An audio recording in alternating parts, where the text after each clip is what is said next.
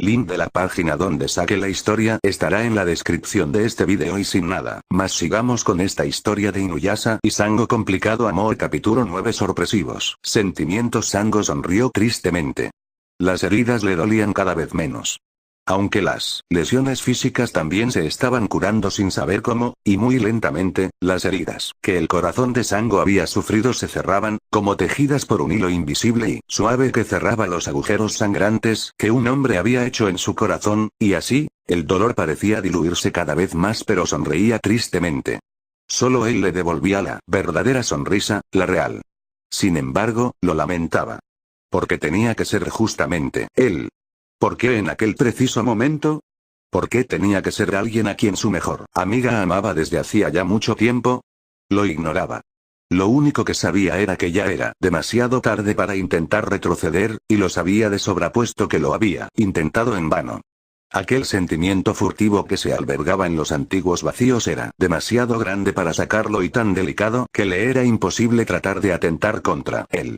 Era un sentimiento nuevo y dulce como el aroma de una flor, agradable y libre como el vuelo de un ave. Era tan confortante que no quería deshacerse de él. Quería guardarlo en su corazón aunque nunca fuera a florecer, aunque no fuera correspondido.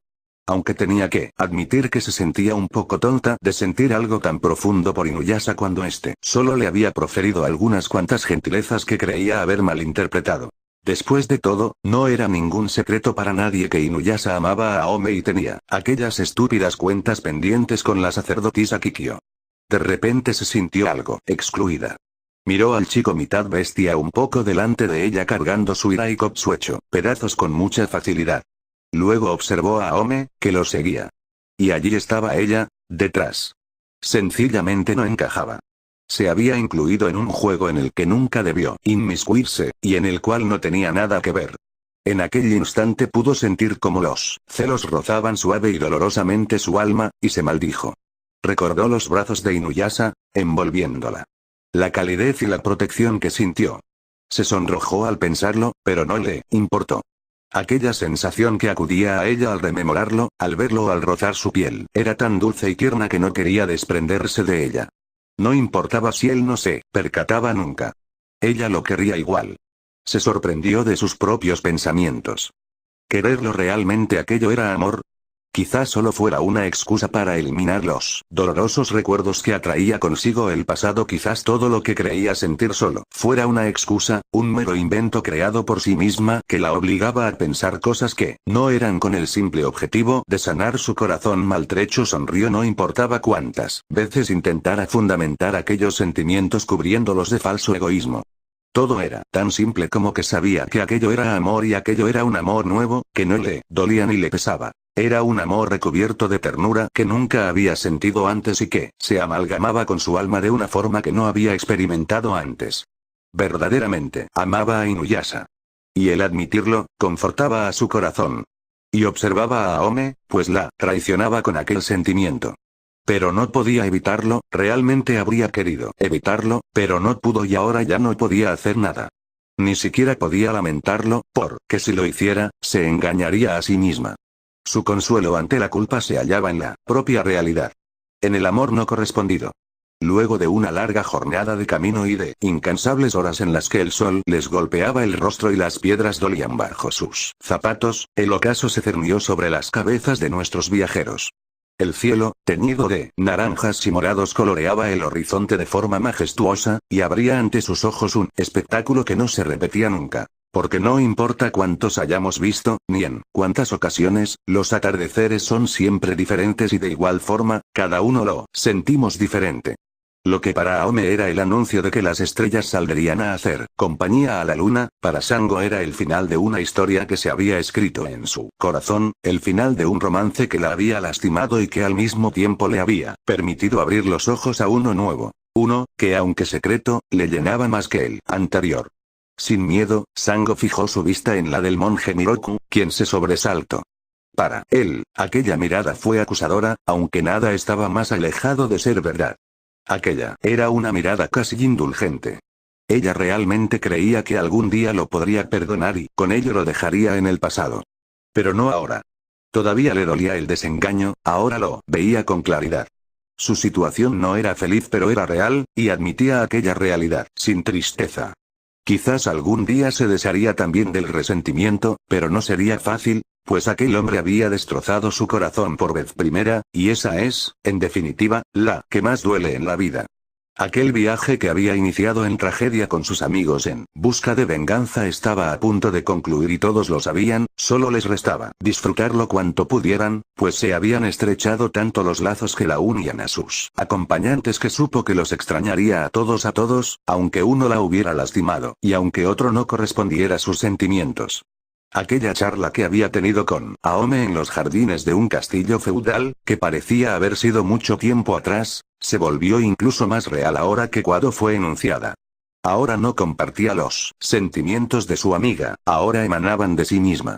Antes de que el sol se ocultara por completo, pudieron divisar una aldea que no se encontraba muy lejos de donde estaban, cerca de la cual se podía ver un templo. Las sombras no les permitían ver gran cosa, pero todos coincidieron en que sería un lugar agradable para dormir, por lo menos mejor que el suelo frío del bosque, así que se apresuraron con la esperanza de encontrar a alguien que les diera refugio. Cuando por fin llegaron hasta la aldea ya era de noche, aunque de cualquier modo se sorprendieron al no ver a nadie en las calles. Todo estaba tan silencioso y lúgubre que erizaba los vellos de la piel.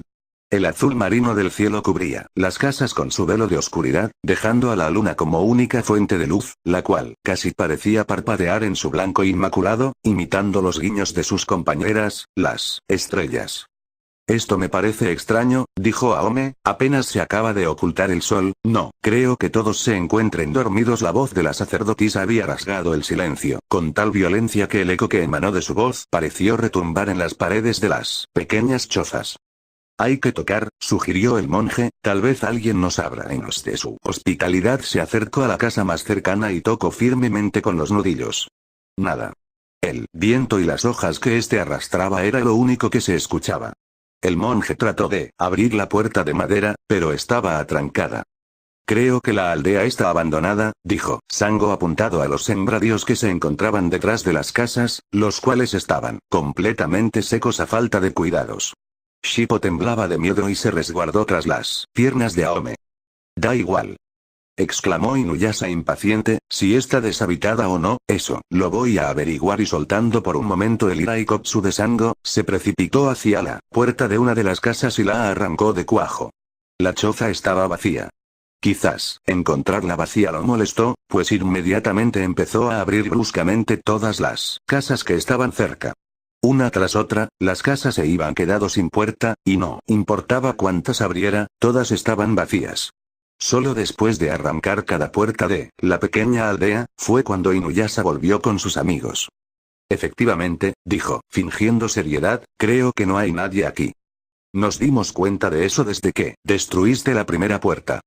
Gritó Aome exasperada, no tenías por qué tirar todas las puertas de la aldea.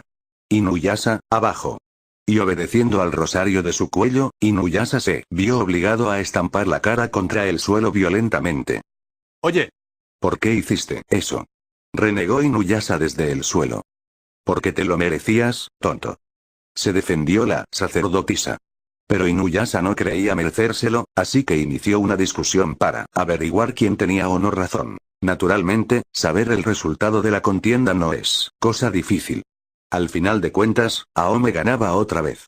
Aunque aquella aldea desolada y sombría no parecía precisamente acogedora, decidieron que se quedarían allí, pues el cielo empezaba a cubrirse de nubes y temían que la lluvia los agarrara desprevenidos. Además no tenía caso dormir a la intemperie si tenían la oportunidad de hacerlo sobre un cálido techo. Bueno, ¿y en cuál de todas las casas nos quedaremos?, preguntó Sango, observando todas las casas sin puertas.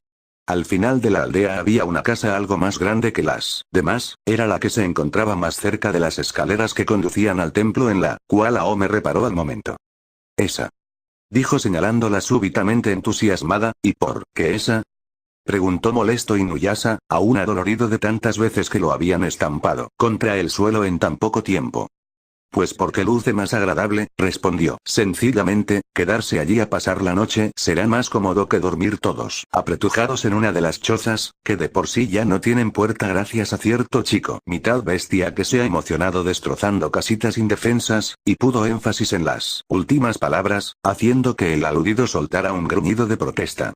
Al entrar en la casa ninguno pudo evitar notar el estado en el que se encontraba, realmente era curioso, pues se encontraba en muy buen estado, parecía que más que otra cosa, los habitantes habían salido de viaje, aunque seguramente un viaje muy largo y repentino pues todo estaba cubierto de polvo y algunas cosas estaba en el suelo. Bien, creo que aquí estaremos estupendamente, dijo Aome con alegría, luego de posar su gran mochila amarilla en el suelo y prendiendo un par de linternas. Sí, como sea, bufó Inuyasha recargándose en una de las paredes de madera. Shippo jugaba a ser perseguido por Kirara alrededor de Miroku, quien se acababa de sentar en el suelo de la habitación mientras se esforzaba por no marearse tratando de seguirles con la mirada. «Sango, ¿me ayudas a preparar la cena?», preguntó Aome arrastrando su mochila hasta la habitación aledaña, que parecía ser la cocina, puesto que tenía un fogón en el centro. Sí, respondió vagamente, voy a recorrer la casa, enseguida vuelvo a ayudarte, ¿de acuerdo? Claro, no te preocupes. Además, ahora que lo pienso, tienes que descansar. Si quieres mejor te aviso cuando esté la cena. Gracias, enseguida vuelvo, y se perdió en el oscuro pasillo. ¿Aome?, preguntó Shippo, deteniendo la persecución, ¿entonces yo te puedo ayudar? La sacerdotisa asintió a la vez que sacaba una cacerola de su mochila, lo que hizo que el pequeño zorrito soltara una carcajada de infantil alegría y corriera a su lado para tratar de ser de ayuda. Inmediatamente después de verse librado de los juegos de Shippo y Kirara, Miroku se levantó. Bueno, dijo resueltamente a la vez que se sacudía el polvo, creo que yo acompañaré a la linda Sango. Ante aquel comentario Inuyasha sintió que algo en su interior le quemaba las entrañas. ¿Qué? Estalló, ni lo pienses. Seguro te quieres propasar con ella. Miroku se sorprendió ante aquella reacción tan exaltada, pues aunque a Inuyasha siempre le habían molestado sus mañas nunca había defendido a Sango, y menos de esa manera. Sin embargo, pensó que debido a los sucesos pasados estaba algo susceptible, y lo tomó a la ligera. No es lo que piensas, dijo a la vez que se dirigía al pasillo, quitándole importancia a la reacción de su amigo. Pero Inuyasha andaba en serio y aquella respuesta evasiva lo enfureció aún más. La sola idea de que aquel monje libidinoso se le acercara a Sango de forma indebida le hacía hervir la sangre y sin pensarlo, presa de aquella furia desconcertante incluso para él mismo, se precipitó hacia él violentamente y, luego de hacerlo girar hacia sí bruscamente, lo tomó por la túnica de manera amenazante. Te he dicho que no te atrevas a molestarla. Le espetó con ira en el rostro. El asombro que reflejaron las facciones del monje fue tan vivo que casi se podía leer lo que pensaba. Miroku creía no saber qué era exactamente lo que había hecho para molestar de esa manera Inuyasha. De hecho, creía que era absolutamente inexplicable, incluso se percató que no era el único sorprendido pues Aome y Shippo, que observaron todo desde la cocina, se habían quedado mudos ante tal espectáculo. De repente, algo lo hizo molestarse a él también, pues no importara cuántas veces hubiera actuado mal en el pasado, el asunto que pretendía resolver era solo entre Sango y él. Ni Inuyasha, ni Aome tenían por qué intervenir. Inuyasha, dijo Miroku enfrentando con firmeza los furiosos ojos del mitad bestia, comprendo que tú no te percates de ciertas cosas, pero Sango y yo tenemos asuntos que aclarar y no está en mis planes retrasarlo por más tiempo. Inuyasha apretó con más fuerza la túnica del monje, pero este, ni siquiera se inmutó, te aseguro que no voy a hacerle nada malo. En los ojos dorados de Inuyasha, toda aquella ira pareció derretirse. Un pensamiento pareció completarse en su cerebro gracias a las palabras de aquel monje, un entendimiento que le hacía comprender algo que hasta entonces no había logrado concretar. Pero aquel nuevo razonamiento producía en su ser un deseo aún más intenso de golpear a Miroku. El tenerlo tan cerca le provocaba una aversión insufrible, deseaba hacerle tanto daño como le fuera posible y toda aquella ira se acumulaba en el puño que tenía libre. Levantó el puño con la intención de golpear a Miroku, de destrozar aquel rostro que lo miraba a la vez sereno y desafiante, pero una voz le interrumpió. Por favor, no. Inuyasha era la voz de Aome. La sacerdotisa había estado contemplando la escena desde el comienzo, seguramente, sin entender qué era lo que ocurría. Pero ahora, Aome estaba al lado de Inuyasha, pidiéndole que se detuviera. Su voz fue débil, como de súplica, pero fue suficientemente expresiva que pareció conseguir oscurecer la intención insensata de Inuyasha. Para él fue como si le hubieran abofeteado y le obligaran a regresar violentamente a una realidad que había sido velada por la ira repentina. Solo aquella voz fue capaz de conseguir que bajara su puño, pero tuvo que hacer un gran esfuerzo para dominarse y conseguir frenar del todo su propio coraje. Y solo así, consiguió soltar al monje, aunque con evidente desprecio. Se dio la media vuelta y salió de la casa hecho una furia.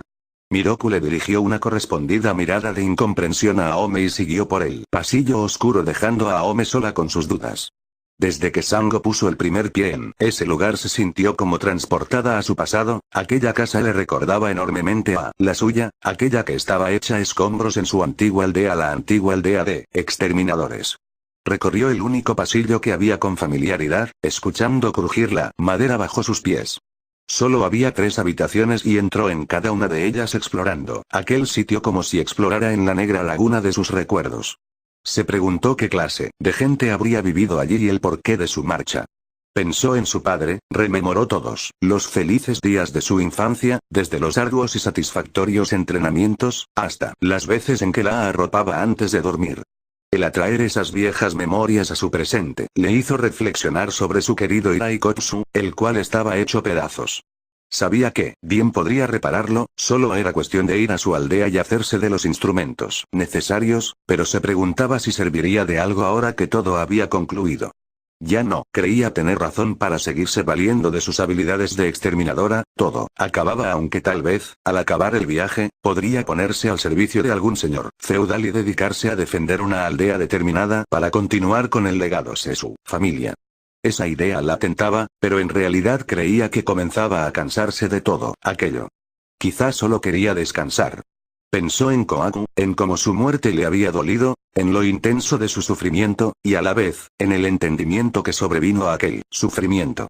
En el alivio que Kohaku sintió al verse liberado de aquel fragmento de la perla que lo mantuvo vivo contra su voluntad por tanto tiempo. Y a pesar de que la muerte de Kohaku había enturbiado cierta parte de su ser, también terminó dando paz a otra mucho más sensible y profunda si prestaba atención, la exterminadora podía escuchar las voces de sus compañeros, que atravesaban los muros de madera con facilidad y se hacían escuchar vagamente.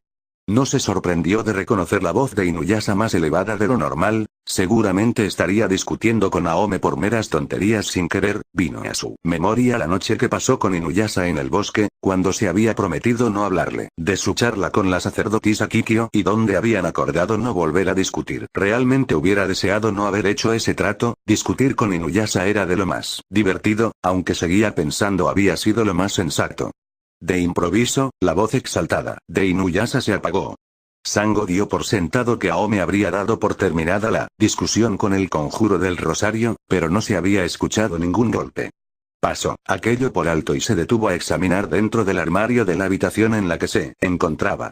Se sorprendió al descubrir que dentro había un par de futones, cosa que le hizo sentir una dulce nostalgia. Verdaderamente las personas que vivieron allí dejaron todo como si algún día fueran a volver, no como ella, que había dejado todo su pasado atrás, y no pensaba volver a él jamás. Se encontraba hincada frente al armario, cuando se escuchó el deslizar de la puerta a sus espaldas. Cuando se giró para ver quién había entrado, se sorprendió tanto que el corazón se le agitó. Era Miroku, quien la miraba desde el umbral de la puerta. Continuará.